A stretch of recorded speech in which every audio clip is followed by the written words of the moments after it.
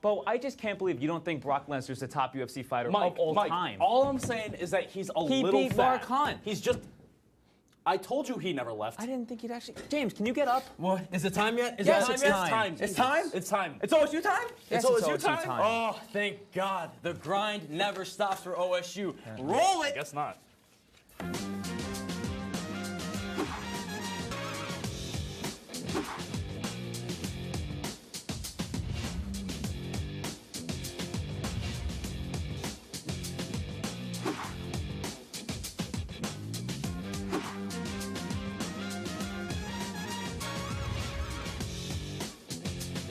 Good evening, ladies and gentlemen, and welcome back to the premiere of Season 19 of Oswego Sports Update. I know you guys are excited. I'm James Catato, joined by Bowden Drake Deese and Michael Morano. You guys have a good break? I had a great break, James. Can't complain.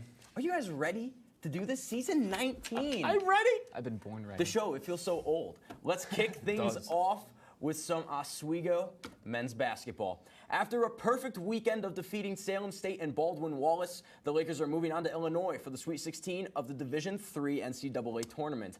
A couple of missed free throws from the Yellow Jackets of Baldwin-Wallace were the difference in seeing the Lakers catch the W. Some would say that they got off lucky, but that's the motto of the NCAA tournament: survive and advance. Boys, what do the men have to do against Marietta to be able to secure a spot in the Elite Eight? I mean, to say that they're lucky, I don't really think so. I think they deserve to be in the spot that they're in. You know, they're capitalizing off a team's turnovers. You got guys like Liam Sanborn creating plays. You know, they just made the most of what their opportunity, and they just did what they had to do. And I think they weren't lucky. Yeah, I don't think they were lucky either. I think they actually operate pretty well as a squad. They seem pretty cohesive in terms of, you know, getting down the floor, running plays, executing the game plan. I think that a couple of areas that they need to make sure they maintain their play in are rebounding. I've seen a couple of games where, you know, the rebounding is stellar and nobody else is getting boards but Oswego. But there's also a couple of games where they go and they're not giving up second chance points necessarily, but they're giving up a lot of offensive rebounds. Yeah, you know, the one thing that I kind of wanted to touch on that was a big difference maker for them was the rebounding. You had guys like Tyler Pierre, Adam Darudovic just crashing the glass. Joe Sullivan. The list goes on and on. It's because they had so much height over guys on Salem State, and other than Hakeem Animashan, who was matched up very well against Tyler Pierre, as Pierre had his way with him on the block and in the post for the entirety of that game. Animashan did not have an answer. And then you go to Baldwin-Wallace, where your tallest guy is Drew Sova, who was 6'6" and did not play a lot of minutes, so Tyler Pierre had his way with him. Now you go to a team against Marietta in the Sweet 16. You're going to neutral territory. You're playing a 6'7" center in Tim Krieger, who is the same height as Pierre. Clearly, it's going to be a rebounding battle, to say the least. What do the Lakers have to do to advance against Marietta? You know, I think that's how they keep playing the basketball that they're normally playing. I mean, the only stats that differ is Marietta has 10 more points per game. They have 84 points per game, aside from Oswego 74. I don't think that really it's not really that big of a difference if you just go in there and do your thing. You know, you got guys like Liam Sanborn, like I said, who's a big playmaker. You got guys like Quinn Carey, who could shoot beyond the arc. I wouldn't be too worried. I think you just have to go in with the same mentality you've had the past couple of games and just go in there and just do what you do best. Yeah, I think one of the things that they definitely have to make sure is an emphasis. Obviously, 10 points isn't too much of a crazy difference when you're talking about averages, but I think that defense has to be a highlight for them. You know, especially down low when you're playing guys who are closer to. I mean, Pierre is one of their taller players. You know, in 6'7" when you go up against other teams who have 6'7" players. Most of the other guys in the SUNYAC conference have more 6'6", 6'5" centers. It's a little more rare to see a very tall center. But you're going to have more variety now because those better teams have these taller players. So I think that's uncharted territory. Yeah, you know, if Quinn Carey was, and I feel like Quinn is the X factor in this game here, because if he is able to shoot the rock like he was able to do against Salem State. He wasn't able to do against Baldwin-Wallace, but if he's able to shoot the rock like he was against Salem State, against Marietta, I feel like he was the missing piece, because you had guys like Brandon Gartland, Liam Sanborn, Tyler Pierre, Joe Sullivan, all stepping up. You know, if QC 4-3 can be activated, against Marietta. That was clever. Wow. Hey, I got to thank my guys, my Mike goodness. Gross and Nick Ketter for that call. Kessler, man. If you can activate Quinn Carey, I think that he's going to be a difference maker. I feel like you just sold me the new brand of Jordans. Hey, you know what? It's gonna be a great contest regardless. But the men's basketball team, they still deserve a lot of recognition because they are still dancing, of course. But they were possibly being overshadowed by the announcement this morning at 10:30 a.m. If you live on the East Coast, that is. The Oswego men's hockey team will be featured in the NCAA tournament once again after getting snubbed last year. They will be granted a bye week and play host in the quarterfinals next Saturday between the winner of Hobart and Plymouth State. Guys, we expected that the men would make the tournament this year, but are we surprised with a bye? Yes. I'll be honest here, I'm very surprised about this. I didn't expect it to happen, but I guess when you're competing against Geneseo like as much as they didn't lose by much against Geneseo. They competed the whole entire game until the end period. It was a little surprised to me. So yeah, I'm a little surprised that they're in this bye week, but I guess looking back at a couple of games, I could see why. Yeah, I mean, I understand all that. I just think the thing that's still standing out for me the most in this is that it felt like another classic Oswego loss this season. You know, either we have control most of the time and we seem pretty composed and we're really the ones firing on all cylinders, or we're really, really scraping for some energy and some momentum from wherever we can get it. Because either we go down, we tie it up, and then we feel like we have the momentum, and then David Riche will let up one or two quick goals, or he won't. Like it's either that he's gonna let you in not at all the entire game, or he's gonna let you in 2 or 3 times really close together. Yeah, and I saw this against Plattsburgh too. The momentum shifts were crazy. You know, Oswego finally got the goal they needed late in the game, and then Plattsburgh came right back a couple seconds later and tied the game. They have a trouble creating the momentum, and when they finally have it, they can't keep it for so much longer. Yeah, I agree.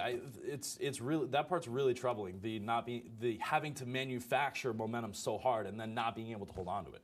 And obviously, coming up in Oswego sports next week, we obviously have that game, this hockey game that is going to be next Saturday against the winner of Hobart and Plymouth State. This play-in game to play Oswego is in Hobart.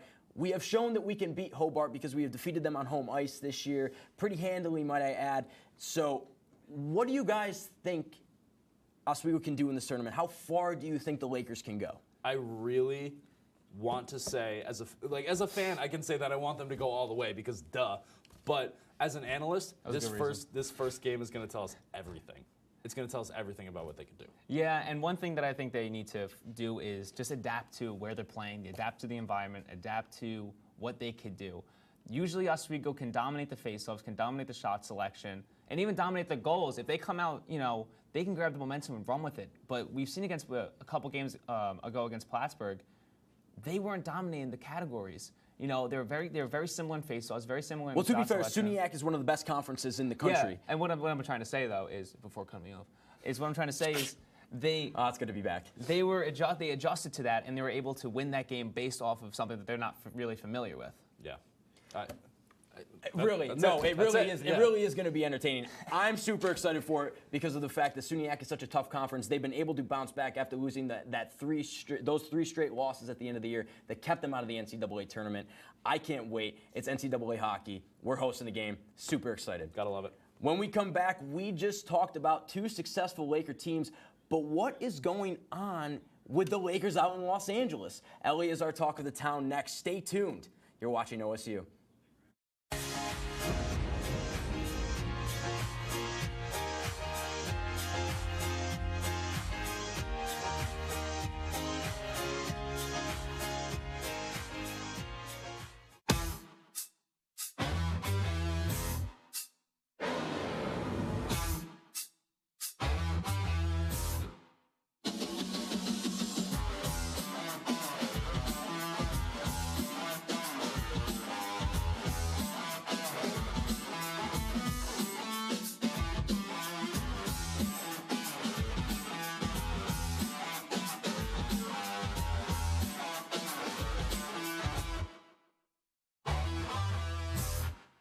what would happen if I had to pick up the phone, call 911 for one of my family members or one of my neighbors? What would I do if no one was on the other end to respond? What if there was no 911?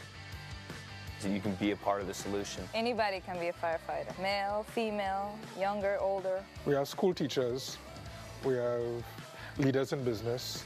Is me, you, anyone that wants to be. There is no typical firefighter. Hey guys, when we're not doing the real deal, what do you like to do in your free time? Well, I like to watch WTOP 10 movies on demand. Yeah, me too. You know, there's such a wide variety of films that anybody on campus can watch. And it's free. And it's free. How do I get to this movies on demand? Well, all you have to do is go to WTOP10.com and click the Movies on Demand tab. Hey, let's go watch one right now to review on our next show.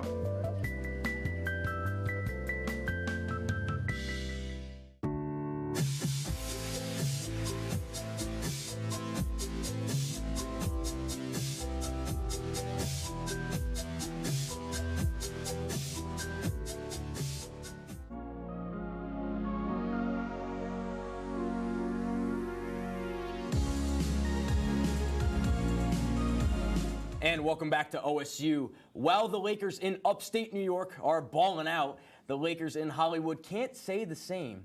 Sitting 4.5 games back of the highly coveted 8th seed in the Wild Wild Western Conference, the Lakers are truly struggling, to say the least. With LeBron activating playoff mode, he has not only ruined the chemistry between his teammates by trying to trade the whole team for Anthony Davis, but has also deflected blame onto his young Lakers squad as well, for arguably his wrongdoing.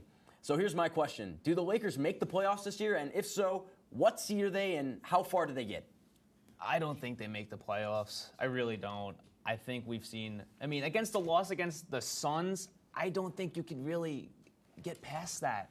I don't want to say that I don't think they're going to do it at this point either. But I wouldn't say that a loss to the Suns is a team telling that's point. tanking beat the Lakers. Okay, but the Charlotte Hornets beat the Warriors at some point in the last Charlotte 3 Hornets years. are in the playoff picture. I know. The point is that it's the Charlotte Hornets versus the Warriors. It's okay. The Warriors are more vulnerable than they have been in recent years, to be fair. Yes. But they did just get Andrew Bogut, so, back to elite status once again. No. But the Lakers. Yeah, the Lakers. There's so much that irks me about this, and I really think it's LeBron. I really think it's LeBron that irks me about it, because I've been watching these games, and I know everybody keeps talking about his defense, and I know he keeps getting mad that everybody's talking about his defense, but how can you not talk about his defense? It's atrocious. It's been absolutely atrocious. It's really has. And I know you guys are about to get so mad at the man I don't in wanna- the I don't wanna- turtleneck. I don't wanna- The man in Right the now. turtleneck. Just let me take a The deep breath. reason why the Lakers are doing so poorly on defense and the missing piece that they need to make the playoffs is the NBA sophomore, never lost, Lonzo Ball. He's not the answer. He is the answer. He's not the He answer. is the answer. All No, he's okay. not. Why is he not the I think, answer? guys, Because- before we get on to this, I think we're going to make OSU history right now. Why? I think we're going to make OSU history. No. Why? Ladies and gentlemen, I agree with James Catato. There, I said it. I said it. I'm not Shake proud. my hand. I'm not proud of it either, Shake my by the hand. way.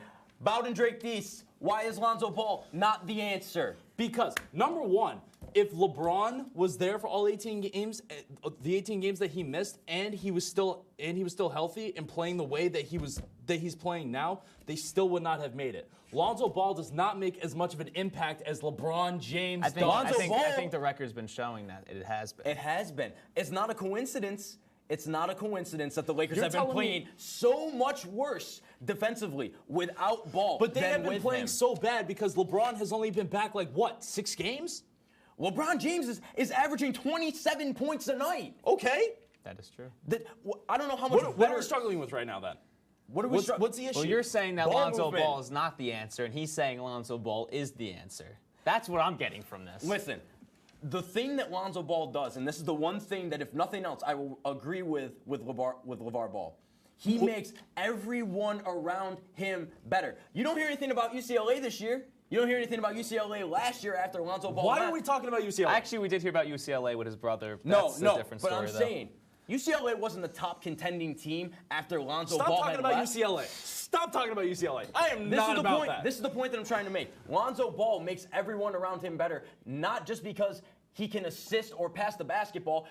Forget the scoring. The man is a 6'6" point guard that can rebound and is a threat as soon as he has the ball in his hands. So that means that people can leak out into transition, and Ball makes them a threat on fast break. You want to see the crap that's going on in Los Angeles right now? That's not showtime. What Lonzo brings to them, that is showtime. He moves the ball around so well. You're telling me that LeBron James does not make the other players around him better? Is that what you're telling me right now? Not right now.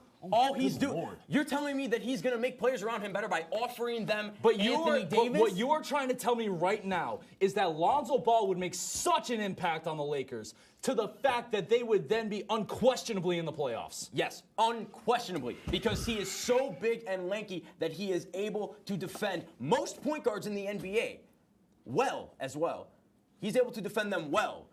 That doesn't have anything to do with what we're talking. It's effect on the offense right now. They cannot score. I get the fact that LeBron James he's getting his 27 night, he's getting his numbers. But you're basically equating LeBron James to Russell Westbrook right now, and that is blasphemous. Oh my goodness. He's not as useful as you think he is. All right? Who? Oh my goodness. LeBron James. And you know what? If the Lakers get Lonzo Ball back before the end of the season, don't be surprised if they make a playoff push. Okay. We'll just, No. Because we have to move on. Oh, yeah, no, we have to move on. We gotta move on. Okay? I'm just saying, Lonzo Ball, he's going to make the playoff push for the Lakers. He's going to help at least. After Bryce Harper became the largest contract in Major League Baseball history, the Phillies dumped a lot of faith into a guy that batted .249 in the previous season. With that contract, it made baseball fans in Anaheim scratch their heads. With the Angels sporting one of the best players in baseball in Mike Trout, it makes fans wonder how much Trout will rake in if the Angels don't perform in the regular season once again. How much do you think Mike Trout should get paid, Mike? And I know that there were rumors of the Angels offering a 10-year, $350 million contract. Where should Mike Trout go to play if the Angels aren't good? I can't see Mike Trout leaving the Angels though. That's the thing. Really? I don't think he leaves. I don't even think. Do you think he deserves better? Yes, but I think the Angels are willing to give him whatever he wants. If he wants $400 million, I think the Angels give him $400 million. You know what I think he wants? I think he wants pieces. I think so too. Because Shohei Ohtani is not doing enough. He's doing. He's been a good piece. Yeah, overrated rookie of the year, if I may add. And they got Matt Harvey. $11 million plus incentives. Come on, you can't beat that. They need a pitching staff. They need everything besides Mike Trout. You have the best player in baseball, consistently the best player. This is a career 300 hitter. Yeah. You know, why should he not leave the Angels? If there's a team that can afford him, like the Padres or the Phillies, if there's a team that can afford Mike Trout, why doesn't he go play for him? Well, we got to see if the Phillies are going to do Bryce Harper first before how they handle him. The Phillies are going to be much better with Bryce Harper. I guess. It depends. Could you imagine an outfield of Bryce Harper, Andrew McCutchen, and Mike Trout? If they can get Mike Trout. I don't know. I just in my head I can't see Mike Trout leaving. I think he's just there I think he's one of those type of players that's just there for the long run. You know? He's never going to win a championship that way. He's going to be raking the dough, I'll tell you that much. He's going to rake the dough, but he's not going to do anything else. Mike Trout is one of those generational talents where you are just wasting him right now. You're wasting him. What is he? 402 at-bats last year, 94 stolen bases, only 90 strikeouts, 33 home runs, 306 batting average. Now, we had cameraman Joe Panzarino before the show talking about how batting average does not matter. And that... We were just talking about this yesterday. And then we have a lot of people saying that on-base percentage is the main... I was shook. The main thing. I was shook, to say the least. I must agree. I thought about it, and it changed my mind. And when you look at a guy like Mike Trout, who has a great on-base percentage and a great batting average... You're being brainwashed. That's what teams are looking at, though. How much he can be able to get on base and how much he can be able to produce runs and score for the Angels. So when you're watching Yankees baseball, because you are a Yankees fan, and someone gets at bat and you see the stat line, I think batting average goes first. I think batting average is what you're looking at. You want someone that can hit. You could pay anyone. Getting walks is fine, but getting on base in general is important. I understand that, but Mike Trout's going to get walked because he is such a. But I don't think you should give hitter. him that much money just because he could walk. I think you need to give him Mike Trout is not just someone who could hit. He's not someone that can get on base. He's also just an all-around great baseball player. So, because he's such an all-around great baseball player, What do you think he's worth? What do you think he deserves? I think if he asked for $400 million, I would give it to him. Do you think he's a $500 million player? Do you think anyone's a $500 million I'm not saying player? I cannot contribute right now. I'm not saying. I don't know who would be paid that, but I'm also not gonna lie. I'm just not a baseball guy. I'm not saying that. Mike Trout is worth $500. I don't think anyone's really worth $500 million, but Mike Trout is probably the closest we're gonna get. As an objective sports fan, do I think anybody? Do you think any athlete in Major League Sports? Any athlete? Are we talking? We're talking about any American sports athlete, because Bryce Harper is now the highest paid American athlete. Mm-hmm. I mean, I think a prime LeBron James. I think potentially. I think maybe. I mean, regardless, you get the idea. Bryce Harper's contract heavily inflated for a guy that barely was hitting 250. And that's against the Mets some of that season too. So I mean, come on. Well, the Mets had great pitching, to be fair. I don't care. The point I'm trying to make is that Mike Trout deserves better than the Angels, and I could see a team that is a perennial contender wanting to scoop him. And I think the Angels understand that. And I think that they're going to do whatever it takes to keep the man. They will literally give him the checkbook and say, write whatever you want in there, and we'll make it happen. I think they understand the competition that they have, and I think they understand that Mike Trout might be wanting to leave because he saw Bryce Harper, someone that he's in competition with. Both players that they've been in competition with since they've been called up, Manny Machado and Bryce Harper, they've both got paid a lot. And I think Mike Trout may get curious and may want to test the free agency market. Ooh, but what would you like? Well, I'm posing a question. Do you think they're going to have to try that hard? Yeah, I think they're going to have to try that hard. And just to be safe, just be in talks with him early. See what he wants to do. If he wants to leave, try to make him stay. I think Mike Trout is someone, I don't care what status you are as a team. I don't care if you're in last place. Mike Trout is someone that you need. So let me ask two questions here to summarize this block. Lakers. So say the Lakers miss the playoffs. Where do they go from here? I think LeBron's got to take a good long look in the mirror. Yeah, no. I think they need to restart. I think they need to understand that their season didn't go as planned, and just grab new players. It's a process, like he said, but I think LeBron thought this would be an easier process. I think LeBron thought the players that he was going to be coming back to, or going to be going to, were farther along than he thought. Yeah, that's what I think. And to summarize for the Angels, if Trout leaves for bigger money, do the Angels blow it all up? 100%. And where do they go? What do you mean where they go? Do they look for top prospects in the draft? Yeah, they just have to honestly just completely rebuild. You've had a chance to have one of the greatest players of all time already, in my opinion. I can't argue with that. So, start. When we come back, the man that wanted to lead his own team, the man that wanted to bring more banners to the City of Champions, and now he's more toxic than ever, wearing the historic Celtic colors. Stay tuned for my final take on Kyrie Irving. You're watching OSU.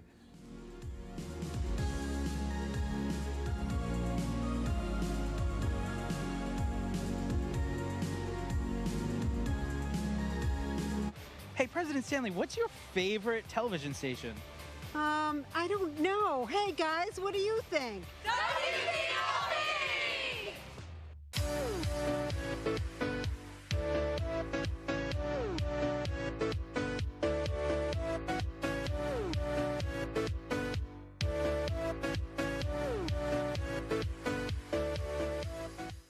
My family and friends are always with me, no matter where I may be.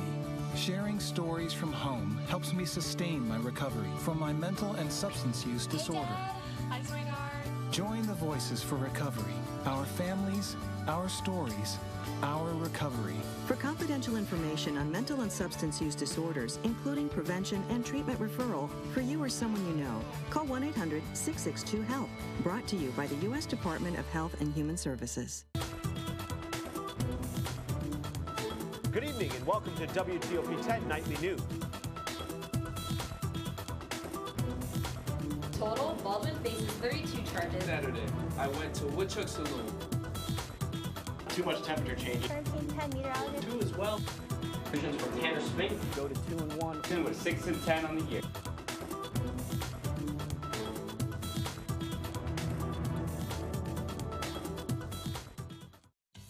It's back and better than ever.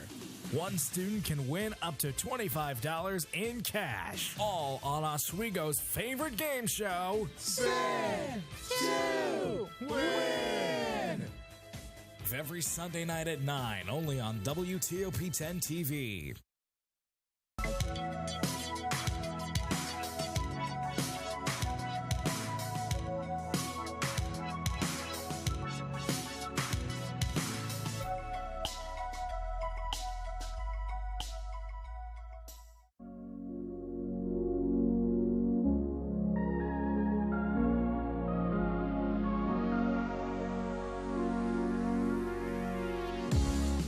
Coming into this year, Boston Celtics fans were more than excited for the return of all-star point guard Kyrie Irving.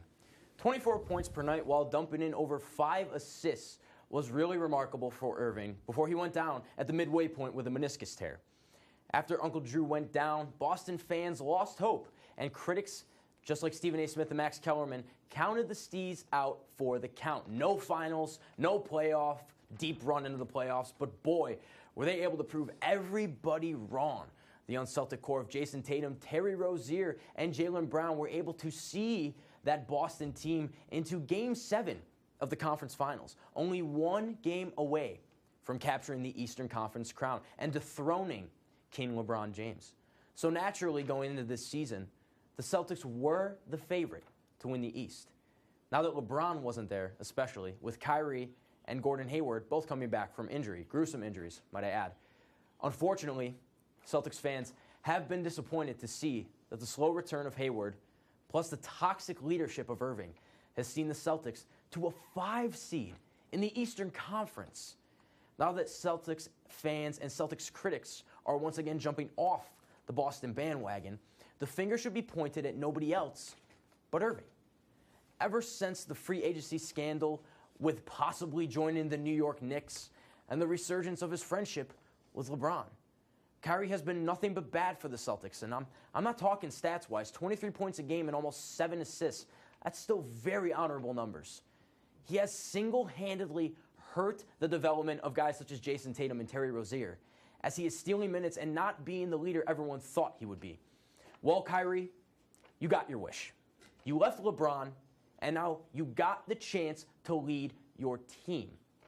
But you're doing the exact opposite. And if I'm GM Danny Ainge, I've made a lot of great moves in my lifetime as Celtics GM. But I want to move away from this point guard as quickly as possible before it's too late. Thanks for watching. Tune in next week as we want to be a part of it. New York, New York. Start spreading the news. See you next Monday for OSU.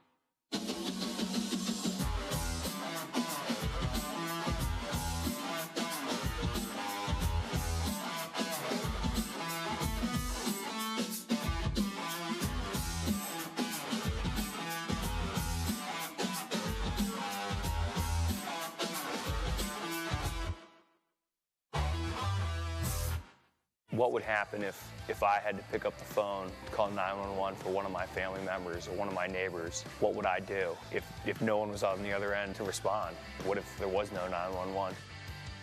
So you can be a part of the solution. Anybody can be a firefighter. Male, female, younger, older. We have school teachers.